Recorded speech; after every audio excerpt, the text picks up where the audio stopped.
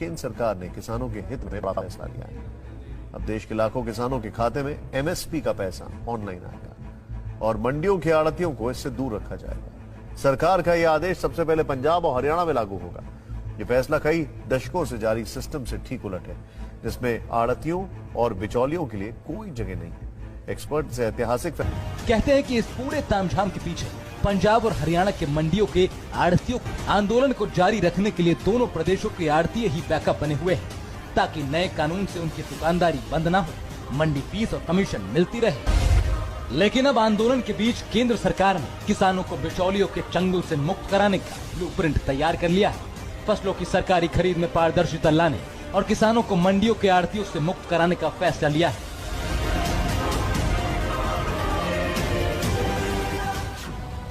अब केंद्र सरकार पूरे देश में एमएसपी का भुगतान सिर्फ इलेक्ट्रॉनिक मोड से लागू करने जा रही है। इसकी शुरुआत केंद्र सरकार ने पंजाब और हरियाणा से ही की है। केंद्र ने दोनों राज्यों की सरकारों से किसानों को ऑनलाइन एमएसपी भुगतान करने का निर्देश दिया है। मिशन मोड में लागू करने के मोड में है। केंद्र ने अगले सीजन से ही गेहूं की खरीद का पेमेंट इलेक्ट्रॉनिक मोड में करने को कहा है, ताकि पंजाब हरियाणा में एमएसपी का पैसा सरकारी एजेंसी के जरिए सीधे किसानों के खाते में जाए। कोई बिचौलिया ना हो, कोई कट और कोई कमीशन ना हो और किसानों के लिए न्यूनतम समर्थन मूल्य का वादा सही मायनों में 100% लागू हो जाए। लेकिन अब अगर पंजाब और हरियाणा में एमएसपी का भुगतान किसानों को ऑनलाइन होने लगेगा तो खरीद में हो रही धांधली रुक जाएगी। पंजाब में ऐसे आड़तियों की संख्या 29,000 है।